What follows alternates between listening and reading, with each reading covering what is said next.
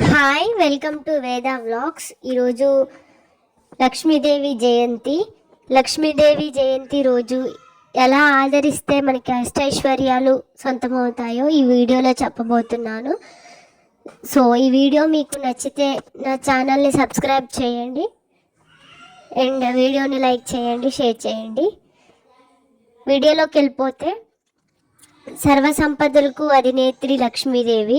ఆమె కరుణ లేకపోతే ఎన్ని తెలివితేటలున్నా, ఎంత పేరు ఉన్నా, ఎంత గొప్పవాడైనా ఇబ్బందులు పడాల్సిందే. ఈ క్రమంలోనే చాలామంది లక్ష్మీ కటాక్షం కోసం ఎన్నో పనులు చేస్తుంటారు. అలా కాకుండా సిరుల తల్లి జన్మదినం రోజు కొన్ని ప్రత్యేకమైన విధి విధానాలు పాటిస్తే లక్ష్మీ కటాక్షం పొంది సంవత్సరం మొత్తం సమస్త శుభాలను సిద్ధింపజేసుకోవచ్చు అంటున్నారు ప్రముఖ జ్యోతిష్య నిపుణులు. అవేంటో ఇప్పుడు చూద్దాం. పురాణాల ప్రకారం లక్ష్మీదేవి పాల్గొన మాసంలో వచ్చే పౌర్ణమి రోజున ఉత్తర పాల్గొని నక్షత్రంలో జన్మించింది. అందుకే ఈ రోజును లక్ష్మీ జయంతి అనే పేరుతో పిలుస్తారు. ఇదే రోజు హోలీ పండుగ జరుపుకోవటం కూడా విశేషం.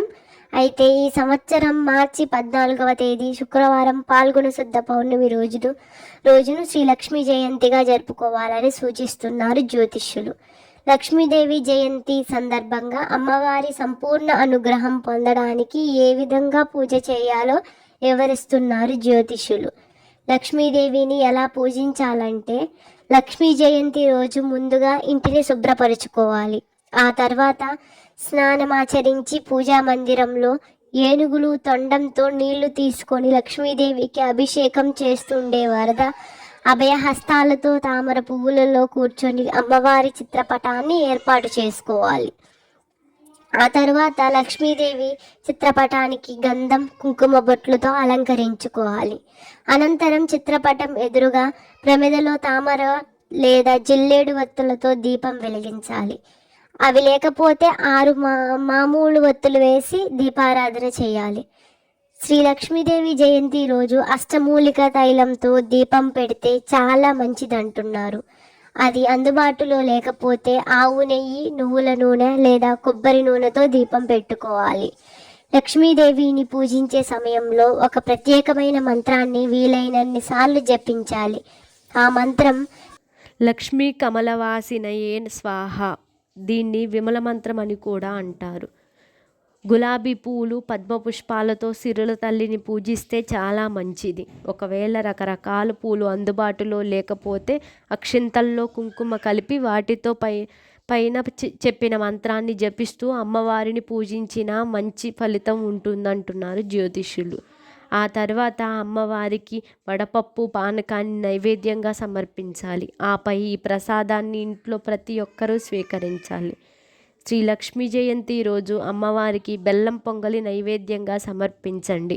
ఆ తర్వాత ముత్తైదువులను ఇంటికి పిలిచి కొద్దిగా బెల్లం పొంగలి తాంబూలంతో ఉంచి వాయనం ఇవ్వాలి.